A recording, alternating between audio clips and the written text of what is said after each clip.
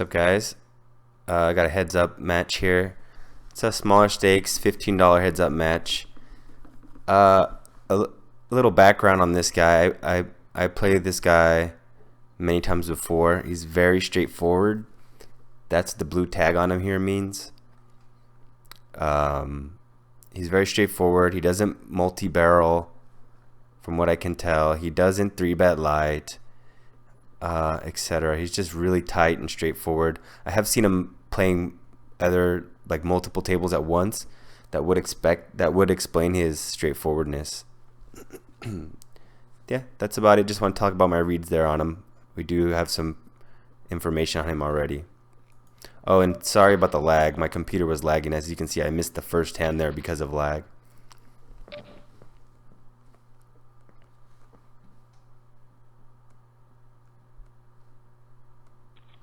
Nine-two is just a fold to an open.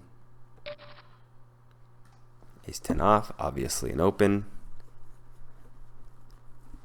It is a little on the smaller side. I'm going to play smaller pots against a guy who I think I have an edge on.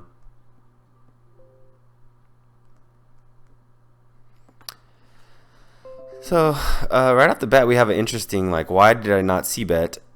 And it's again, I should not again, but I mean, I'm playing ranges here. And you can't just think about the hand you have. You want to think about your range as a whole. And what's my range here? I have a whole bunch of stuff. This is a board you want to c-bet a lot on. Maybe not 100%. You know, the reason I feel like at first glance it looks like a hand you want to, a board that you want to c-bet a lot on. Rainbow, dry, uncoordinated. But so we think about my range of hands, sure, it can hit a queen, it can hit a 6, whatever. We can have a lot of different hands here, whatever, right? Ranges are still very wide. His hand are a little bit more narrow, and his hands do include a lot of queen X, because a lot of ace X are gonna we block ace X. There's gonna be a lot of queen 9, queen 10, queen 8, all the queen 7, queen 6, all the queen X's. You're gonna see a lot of 6 X's there. 6 7, 6 8, 6 9, 6 10 suited, 6 10 probably. And I do just feel like this board is actually better for his range than it is mine. I could be wrong there, but so I do want to c-bet this board a decent amount. And I want some hands that on the turn, like some hands that can get the showdown, that have showdown value, I should say. And ace high definitely has that. It's okay, bottom line is we kind of do we want to deny him equity, against all his bullshit hands that have no pair, or do we want to use our showdown value? And what better hand here than ace 10 to try to check.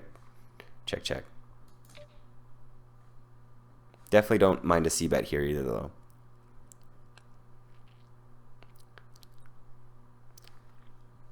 I like this better if I have ace 10 of hearts or something with the backdoor flush draw, a check back.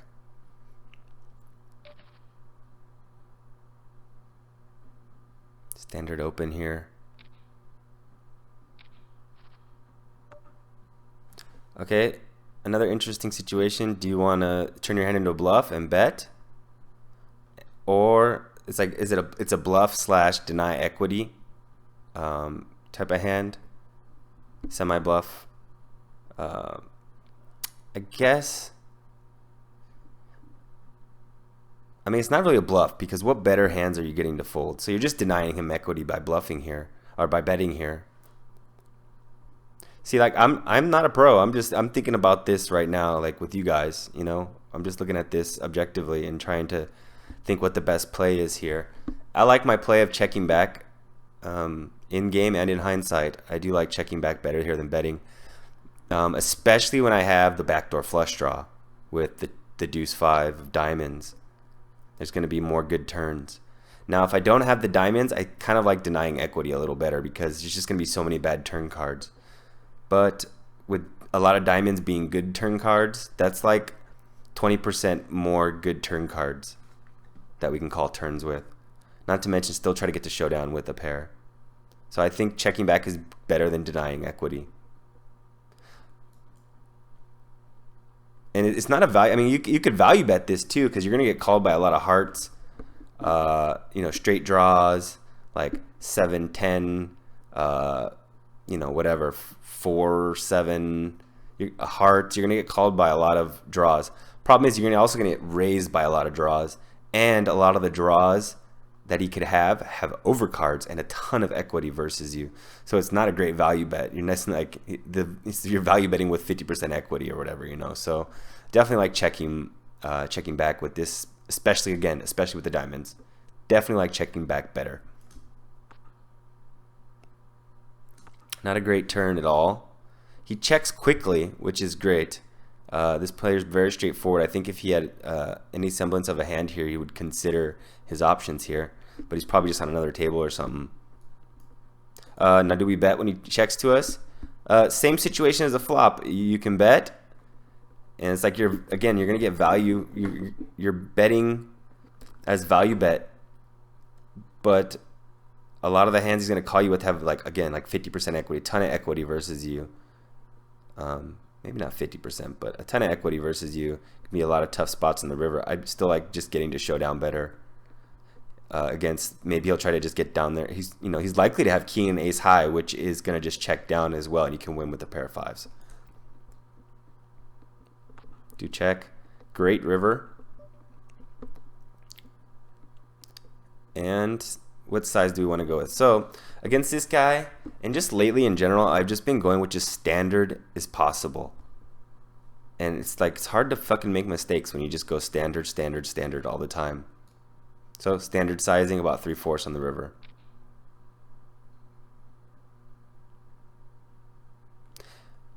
Now, you could change your sizing here and think like, okay, what am I targeting? But I'm trying to play more unexploitable here rather than exploit him. And I'm just targeting, I'm just minding my own range here. Easy fold.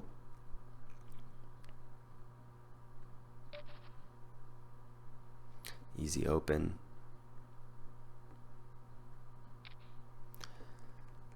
This guy carves fairly wide, so I am going to have a lot of dominate a lot of his 8x's and even his king x's. I'm going to dominate most of his king x's. How can you say that? I can dominate most of his king x's, and the reason is because I think he's going to 3-bet ace king, king queen. So that only leaves king jack, king 10, king 9 that we have to worry about if we flop a king. And that obviously king 7, king 6, 5, 4, 3, 2. We dominate all those. He checks back the flop quickly. He checks the turn again. Again, I think if he had any semblance of a hand, he would consider his options here, and he doesn't.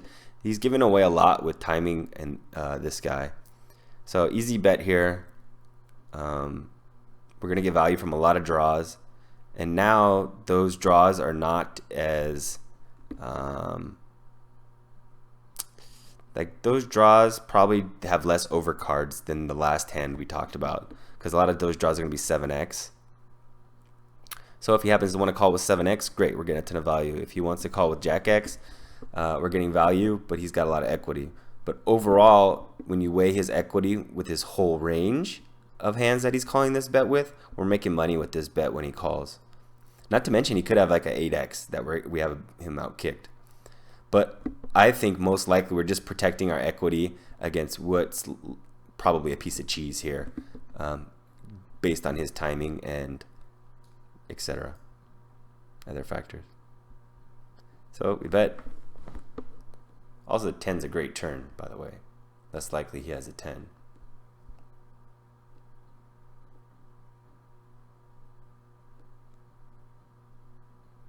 He thinks about it. When he thinks about it that long, it makes me think he's got a 7. Like, should I call with this shitty straight draw?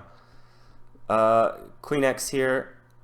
I think he's just betting. Like he min raises a lot and folds 3-bets. So these kind of hands, like right on the fringe, like Queen 6, I'm not thrilled about calling with. It's like that's like right on the cusp. Like Queen 4. I'm getting a little out of line here because I kind of want to like. Usually my 3-bet bluff hands are hands that are not quite good enough to call with. So like, for example, this is an example.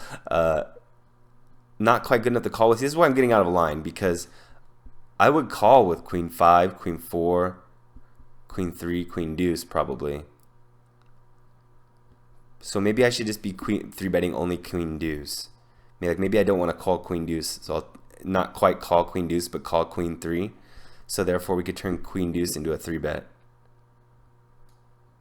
This is more of a game flow thing. This is a little unbalanced on my part, I think, and something I need to think about more and study more, like what my exact 3-bet range is.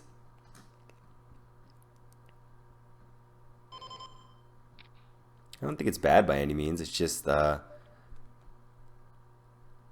need to be careful about balancing my range of 3-bet bluff hands.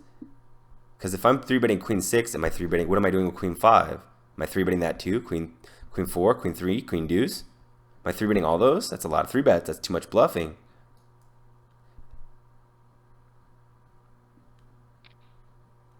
Standard open.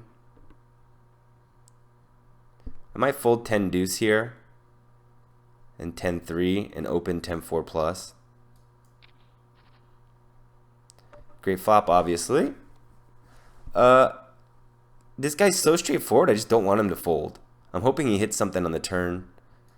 It's a little unbalanced, but I'm definitely okay with this nonetheless, because I am aware it's unbalanced, and I'm like completely exploiting him when I check back here, and I know exactly what I'm doing here, and I do realize it's unbalanced, but I am trying to exploit him here, and I will do that on occasion.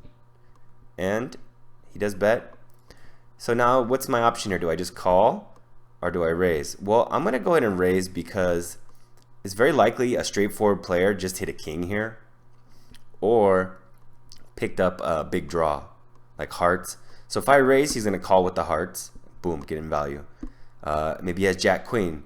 He's going to call with the open-ended straight draw. Boom, getting value. He could have a king. Most likely, in fact, his most likely hand here is a king. That's at least what he's representing, right? Boom, getting value when I raise. By just calling, I get no value against those draws. I give them a free look at the river. And I want them to pay to see the river. Because, dude, what if he hits that fucking draw on the river? I'm going to lose a big pot with 10s. But if the draw comes in on the river and he leads, I can fold. If the draw comes in on the river and he checks, I can check behind. So yeah, I think I explained that well. So we do raise. Again, standard sizing. I think I could have gone a little bigger here, because if I'm bluffing, I probably want to go bigger, like to about 255. So I need to be balanced and mindful about that. I don't need to be balanced versus this player, but I do have to be careful. He's not an idiot. So it is possible he can start to pick up on these little, like intuitively he can pick up on these slight, like smaller sizes and bigger sizes and interpret what they mean. Easy call, 7-9 suited. Beautiful little hand here. Flop the open-ended. Check.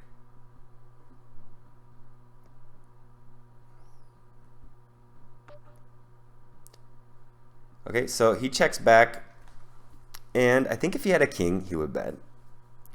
He's straightforward. Remember that. If he has a king, he'd bet, especially on this board. He's going to try to get value from all the draws.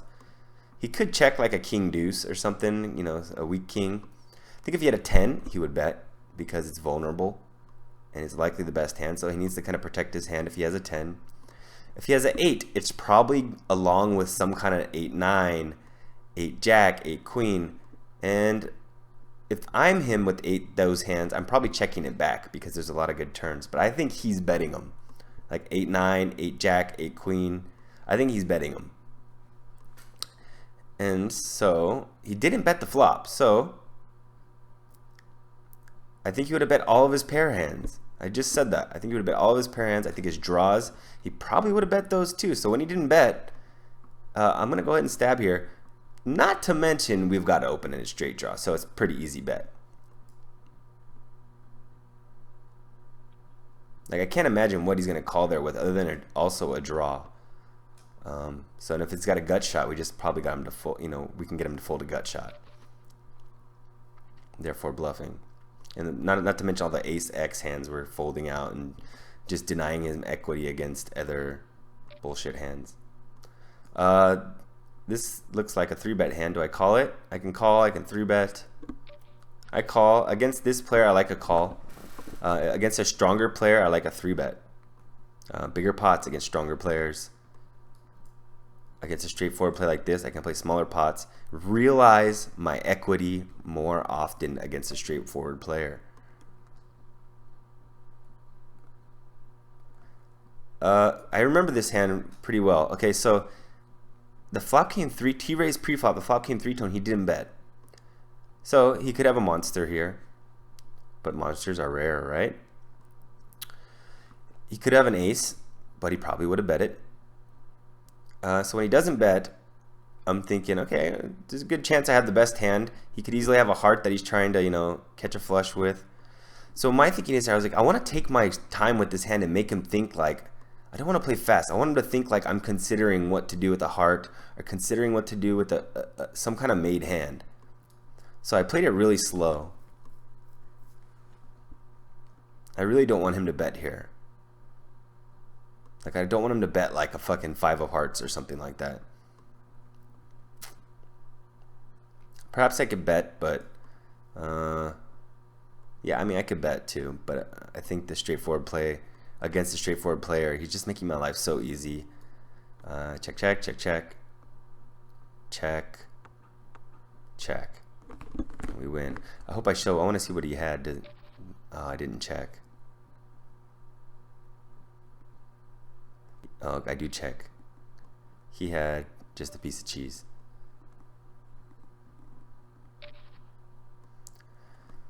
I like a call here. I don't like a re-raise. Oh, what? I don't remember doing that. That's a misclick or something. Did I mean to call? Or I don't know what I either meant to call or 3-bet a standard sizing. Yeah, that's just a misclick for sure. Because I just min 3-bet him. I don't know what to say about this hand. I need to know if I was intending to.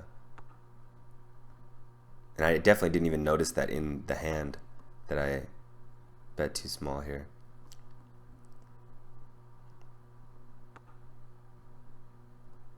I probably meant to call. I'm almost certain I meant to call. And as a call, I still like the way I played it. Just check it down. This flop just smashes his range.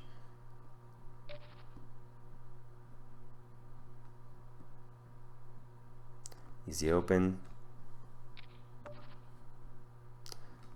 Okay, interesting. Against a straightforward player. Against a better player, I would probably. Against a better player, I'd still bet here actually, just because. Like, I put him in the cage. Like, I put him in the cage when I bet here. Like, I can have aces, he can't. He's forced to just call. I wanna be able to control the size of the pot with a middle pair here, and I think I do that better with the lead. So if I bet the flop, I can check the turn and check back the river. And I don't think he's gonna like call the flop and check the turn and then lead the river. But if I check, I think he might lead the turn, lead the river, and I don't want it to be like a 2-bet street. I want it to be a one bet hand, like a one street. What am I trying to say here? Like, I only want to put 1 bet in post flop. I don't want to put in 2 bets post flop with this hand. So I bet he calls. When he calls, I'm thinking he could have a lot of stuff. He could have 2-5. He can have clubs. He can have a 4. He can have a queen. He can have an ace. He can have 10 jack. He can have 10 king. He can have king jack. He can have yeah, all that stuff. So his range is still really wide here. My range looks like ace x, queen x, 4x, 10 jack. What's similar in 10 jack, 10 king, king jack, clubs. This is a similar type of range. So he calls, and when I check back, I do check back. What's my range look like when I check back? I think a lot of the aces go out the window, and like I think I don't have a lot of aces here when I check back the turn. Why is that? Well, if I had an ace, there's now 2 flush draws on board, 2 straight draws on board, and I would look to get value from with my pair of aces if I had an ace. Even if I had a weak ace, I would still be betting this turn, looking to protect my hand against all the draws and get value from maybe strong queens. So when I check back, he can kind of lead the river if he wants to. I wish he did, because I make 2 pair on the river. So he called the flop. What do I think he has? You know, like we talked about his range, what I think he could possibly have. His range is still that on the river. But what I said his range was on the flop, it's still that on the river, because it's not like he's ever leading the turn almost ever. So his range is the same. Again, repeat his range: ace x, queen x, 4x, clubs, deuce 5, deuce 3 suited, maybe 10 jack, 10 king, king jack. Against that range, I have to see. This is where I'm still uncertain in poker. Do I want to play his range, or do I want to play what my range is? And I guess that's sometimes you want to polarize your range, and it's just where shit gets like complicated.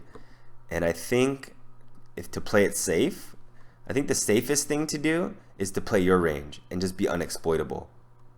Like, make yourself unexploitable and you won't make a mistake. But as soon as you try to play his range, it's like you're trying to exploit what his range is. And when you try to exploit someone, you become exploitable. You are, not that he will exploit you, but you are open to being exploited. It's like when you throw a punch at somebody, you are available for a counter punch, so to speak. Not the greatest analogy, I know. So what sizing do I go with in the river? I'm, like I said, standard sizing. I'm going to try to play unexploitable here and think about my range. And with my range of hands is ace x, queen x. You know, we talked about it. Missed draws, 4x, king 10, blah, blah, blah, blah, blah. So I'm just going to bet a 3/4 sizing on the river.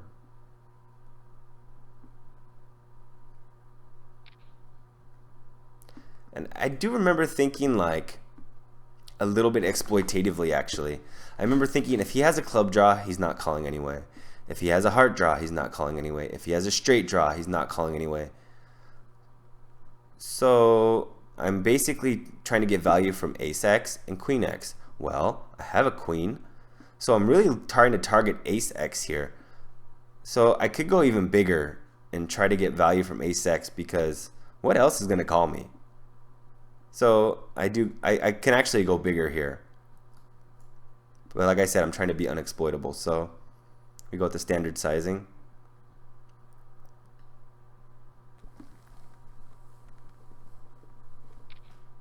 He does call. And I remember thinking like, it doesn't feel like he had an ace. What the hell did he call me with? Can't make up my mind if I want to. And he called me with a bottom pair. And that was one more other thing that I thought about. When I check back the turn, I do have a lot of like just bullshit when I bet the river. Like I tried to make it look like a bluff too. That was the other thing. But when I went to that a little bit 155, I was trying to make it look a little like a bluff, and I would bet that sizing as a bluff. I don't think I would bet the full 200 as a bluff. Anyways, this hand. Hey, he did call me though. Yeah, he did call me with bottom pair and a missed flush draw. We call min raise. I remember thinking like, dude, I almost always have the best hand here, like a large percentage of the time, and I kind of want to 3-bet to protect my like if he bets the flop there, if he c-bets the flop, I kind of want to check raise him and protect my what's very likely to be the best hand. He doesn't bet, and so I'm just going to lead the turn and protect my hand now. I feel much safer doing this than I do check raising the flop, especially against a straightforward player. Like, this is just so much. It's also a much smaller bet than check raising the flop would be. So it's a pretty easy bet. I mean, what am I really worried about here? Ace 4. I mean, he would have c-bet a 10. He could have slow play a 3. I'm not really worried about anything when I bet the turn here. Especially against a straightforward player who I know is not just going to sporadically bluff me there. This was weird because, like, if he shoves, I have to call. It's such an awkward thing here. I think a lot of players, they'll go to like 3x here, and it really turns their hand face up when they do that. I think what I was thinking here is that, like, okay, so like you usually want to, if stacks are under 10, like, okay, a 3-bet sizing here, if he just shoves, it's a little bit of an overbet because you don't really want to shove for more than 10x. So 94, if he had 940, he could, or less, it would be a standard like reshove all in. Anything over 940 is a little bit of an overbet. So if he knows that kind of rule of 10, if he knows that rule, he's not going to want to just shove here. If he does, I'm probably calling and not thrilled about it. I guess. I don't know. I'll probably just tank. I don't even know. I'd have to think about that. I'd have to like probably run that in a range, poker stove or something. It's close. I don't know if I'd call or fold here with the 5s. I'd probably donk it off. But if he 3-bets small, which he doesn't really do, even against this player, it's probably not great to 4-bet over a 3-bet. But that was my plan. Like I said, like, he can't just shove here. He shouldn't just shove here. So if he's going to 3-bet, he's going to 3-bet small. And when he does that, I can shove all in with pocket 5s. So that was kind of my plan here. Even that's not great.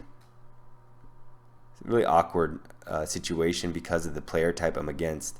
Against a more aggressive player, it's a super easy 4-bet shove if he 3-bets against a normal aggressive player. But against this guy, it's like such an awkward hand for the stack sizes. Fold the 10-3. Pretty little pocket 9s here. Getting hit with the deck this game, by the way. I just steamrolled this guy the whole fucking game, poor guy. Open the 9s. I'm hoping he 3-bets or something. He doesn't. What do I do here? Probably just check back, right? Jack X, King X are a lot of his calling range. Like, what do we get value from? We get value from draws. Draws might raise us off our hand. Kind of sucks.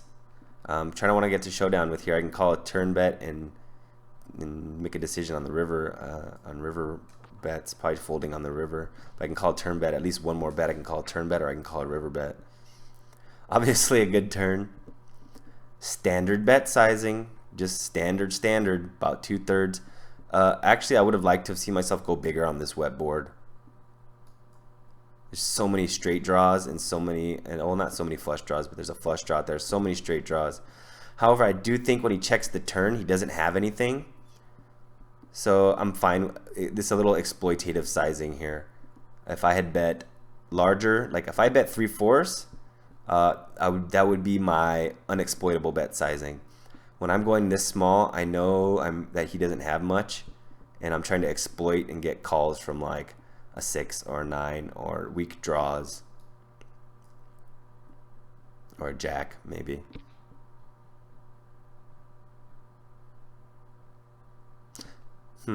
Maybe I still want to go big because against draws are still going to call the 90. The jack is still going to call the 90. So I probably should just go bigger here. I lose value against a 6, I guess that might call, but it's still 6 might fold against that sizing.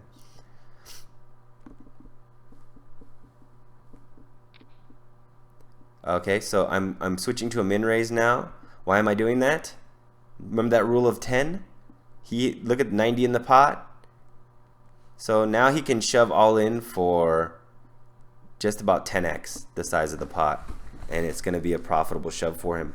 The Now if I raise to like 75, there would be 115 in the pot, and it just makes his shove less risky the more there is. It makes reshoves more profitable for him, and I don't want to do that. I definitely don't want to do that against a player who I think I have a massive edge against. I want to keep play small ball and lower variance against a player I think I have an edge against. I want more decisions. I want to play 3 streets of poker, not 2. If I go to like 75 here, it's going to be pretty much a 2-street game, or awkward stacked, or bet flop, bet turn, and then awkward stack size on the river. This is like if I want to go 3 streets here, I can bet flop, bet turn, shove river, all very standard, all very comfortably normal sizes. If I go bigger, it's going to get awkward on the river. Yeah.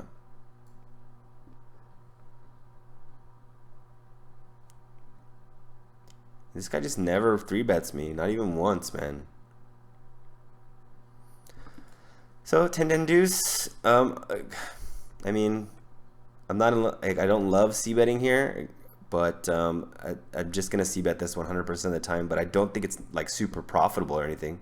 I think I had maybe like 55, 60% at the best. I think it's about 55% equity here when I c-bet. So I'm picking up, what, 5% of this pot on average?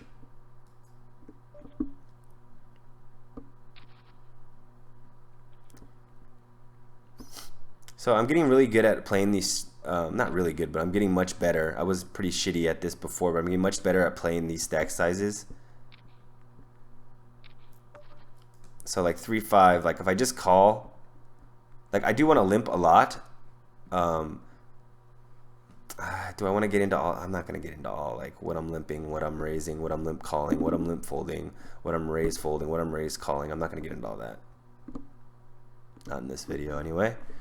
Go watch, if you want to learn about those like 20 big blind stack sizes and what to raise call, raise fold, limp call, limp fold, limp re-raise, open fold, etc. Go check out, what is it called? What is the name of that? Run It Up. Is it Run It Up? No, Run It Once? No, it's not Run It Once. Shit, it's the one that Lex Veldhouse promotes. They're all about that shit. I forgot what it's called. I'll write it in the description or something. This guy, he didn't bet the flop. I min raised the flop, pre-flop. He called and check on the flop. We get a great turn, and I go for the bigger sizing here because I want to get rid of him. I want him to fold a 6x or a 7x, and I think he might actually do it to this sizing. But if I go smaller, I think he might call. So I'm trying to get rid of him here. Also, if I just check, like I'm basically losing 100% of the pot. But if I bet here and it even works like what is, I'm trying to think, like what does it have to work more than 50% of the time to be better than just giving up? Let's think about that. If I give up, I lose 120 chips. If I bet 90 and I lose half of the time, yeah, math is hard. We'll get into that. I need to study math. I don't want to get too crazy on that one. But I just, long story short, I think this has to work just over 50% of the time to be more profitable than checking and giving up. And I think this is more profitable than checking and giving up. I think this works maybe 50, again, about 55% of the time, something, probably a little less actually, maybe like 51% of the time.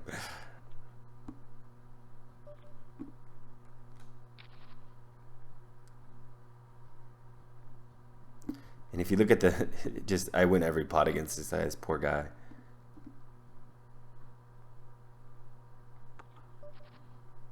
Easy check.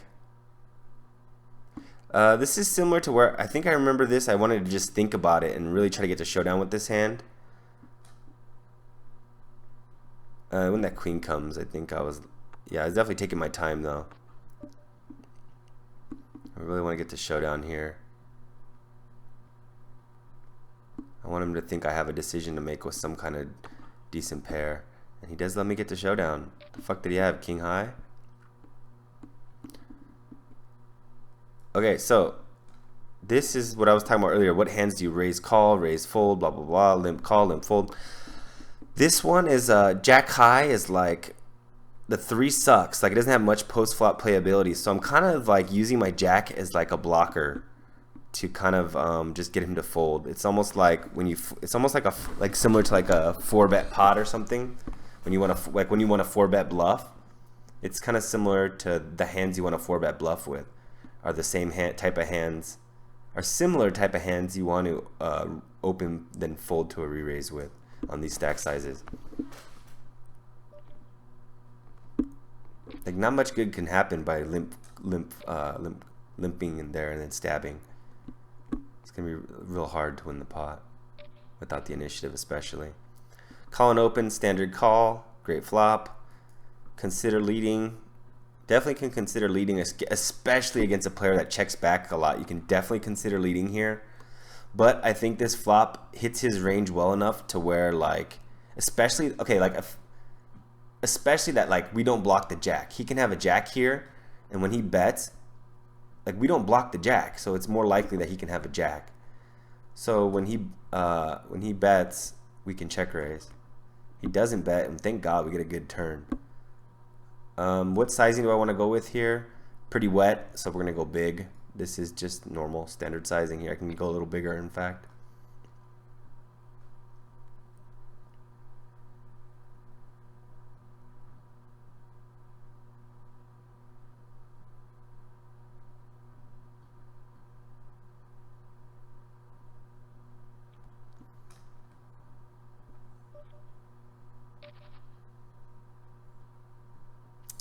Okay, so how many blinds does he have? About 18, 19, 20, 21, about 21 big blinds. If I raise and he shoves, I'm not gonna like groan about king 7. Like, oh fuck, do I call? Do I fold? Do I really have to fold king 7? Meh. I mean, what's he gonna do? Reshove king 6 and lower and bluff me out? Probably not. So I can comfortably fold king 7 to a re-raise. Get a lot of value from weaker 7s and maybe some weaker kings and queen X's and jack X's and blah blah blah blah blah blah blah blah blah. I go for a little bit smaller c-bet sizing here just because he's been so straightforward and it's such a dry board, and I just really think he's not going to play back at me at all. So normally I don't like those really small sizes, especially at the lower limits. But against this guy, we do it. He folds. I know a lot of pros on those boards in those situations, they'll bet 1/3 of the pot, even 1/4 of the pot. I don't like doing that at lower limits. They'll just, you know, they're gonna get pissed off and they're gonna raise it a lot and they're gonna call it a lot, and they're gonna play back at that a lot. And I notice they don't do that as much when you bet bigger.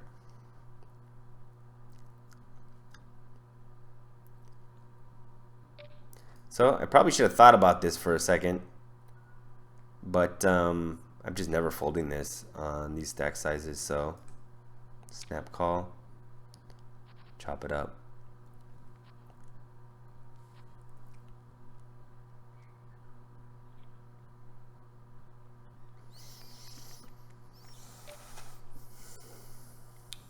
Pocket sixes. I should have put some more thought into this. But again, it's weird. This kind of hand is so weird against this kind of player because it's like you raise and he's never 3-betting light. So you're just going to get called a lot and be in awkward situations post-flop. And it's going to be really hard to play post-flop. I guess it's not going to be that hard to play post-flop. But, I mean, you're going to get called by 2 overcards most of the time. And it's kind of makes your beautiful pocket sixes not so beautiful when that happens. He's not going to 3-bet with a worse hand, so you don't really want to 3-bet call it off. I mean, yeah, you could actually. Yeah, you could actually. You can raise and he'll shove like 5s or deuces probably. Maybe I should just open a normal sizing here. Yeah. then maybe he'll get crazy with ace deuce, ace 3, ace 4, ace 5 as well if I just open. Yeah, I probably should just open smaller and not be such a bitch about playing post flop. Especially against this guy who it's going to be so easy to play post flop against. I think I was just a little lazy there. Don't like the play there with sixes. Wish I would have just opened small.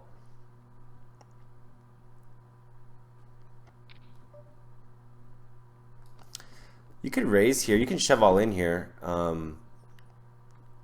Against this player, I like playing post flop against him better.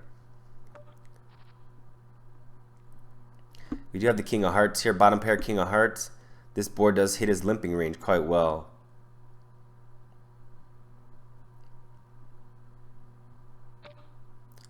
And we lagged out here. We eventually are going to call this though.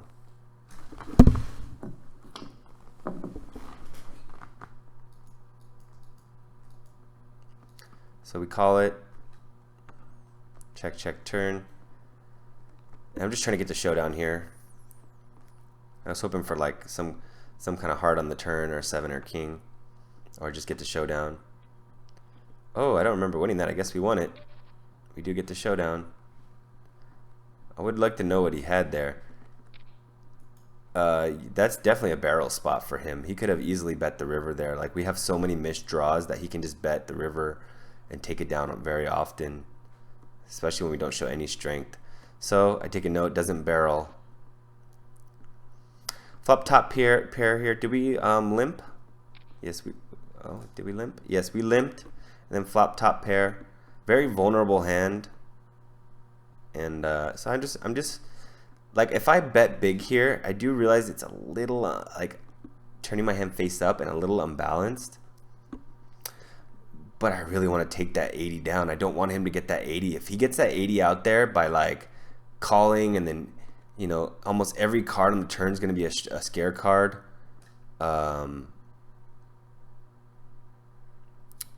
He's going to get that 80. You know, I just really don't want him to get that 80. He's crippled right now, and I want him to stay that way. And now what if he shoves? Okay, there's like maybe 1 in like what? I mean, if I had to estimate 1 in 7, 1 in 8 times, he's going to shove. And he's going to sometimes he's going to have a better hand. Sometimes he's going to have like the same hand. Sometimes, a lot of times we're going to chop it. I don't think that he's going to get enough value in those times when he shoves. I think I'm going to win that 80 more often than like I'm going to get punished for betting big here and forced to call it off. And not that I hate calling it off, like it's fine, but I don't think it's like a great situation when I have to call it off here with a weak top pair. But it's definitely just a great situation though, in general. But when he shoves, it's like not great. Obviously easy call here. Snap it off. What do I think about his play with king 3 here? How many big blinds was that? About 10, 11 big blinds with king 3. Maybe I would, if I'm him, actually I'm probably min raising. Because if he min raises, what am I going to do with like...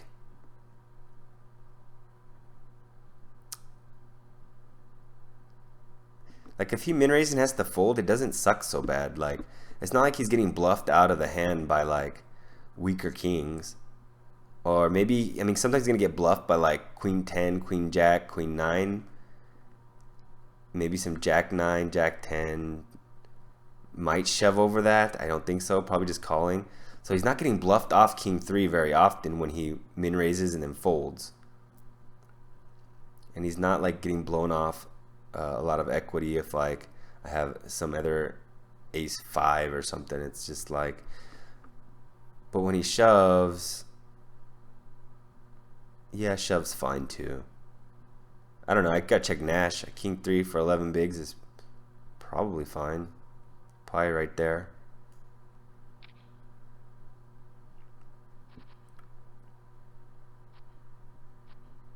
We lose that hand. So I was like, damn, I wasn't really butthurt about it. Just back to the drawing board. Limp in the 5-7. So 5-7 is some post flop playability more than like our 3-5 of diamonds hand earlier. I feel like is I can have overcards a little more often. Like 3-5 just has no overcards to almost any boards, you know. So check, check, flop. I check back this flop because I feel like I can gather more information on the turn and use my positional advantage again. This player's going to let me know by the turn. If he checks again, he probably don't have shit. And then I can bet. It's like a delayed stab. Gather more information from a straightforward player. If he bets, like I can get away. Save myself a bet. I really like the way I played this one. Definitely betting this. I mean, it's pretty wet. I can still wait for the river to bet. And I think that's okay. I can bet or wait for the river and then bet is also okay. Because we do have open-ended, so you know we can hope to hit our draw, and if we miss our draw on the river, we can bet. Especially if he checks a third time. So actually, I do like that check. Oh, at first I just like, what am I doing? Am I checking here? But actually, now that I think about it, I do like the check and wait for the river to see if he checks the third time. And if he does, I can bluff, and if we make our hand, I can bet.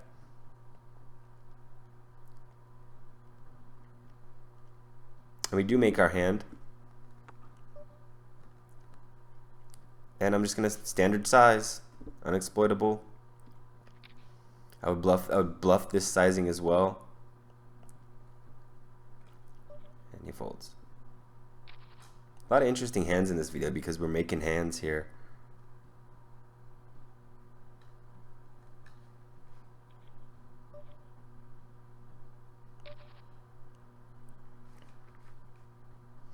I do remember feeling a little lost in these hands here, like ace-3.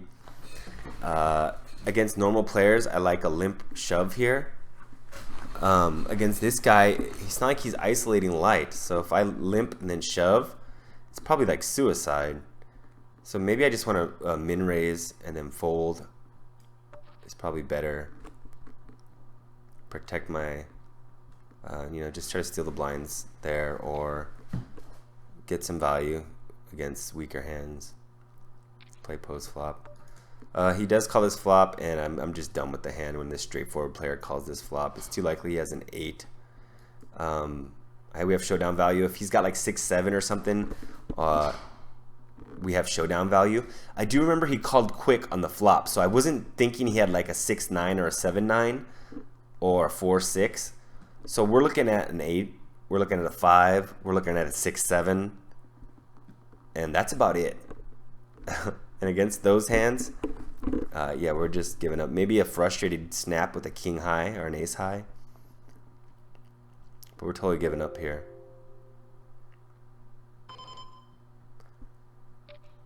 Okay, now he just confirms it when he snap bets that river too.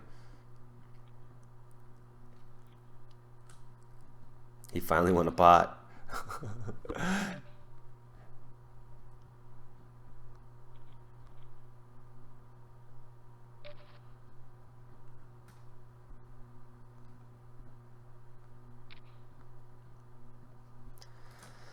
Min raise. This is a perfect stack sizes for him to just reshove over a lot of my opens. He's gonna want to reshove a lot on these stack sizes. Maybe not this player, but I think he's got his blood flowing now after getting all in a couple times, and he found his testes a little bit, I think. So I would think he's more likely to shove in this moment. And what else am I gonna do? We're gonna limp, and he's not gonna ISO. We're just gonna give him a free look. What are we gonna do? It's just standard open there. Min raise on those stack sizes.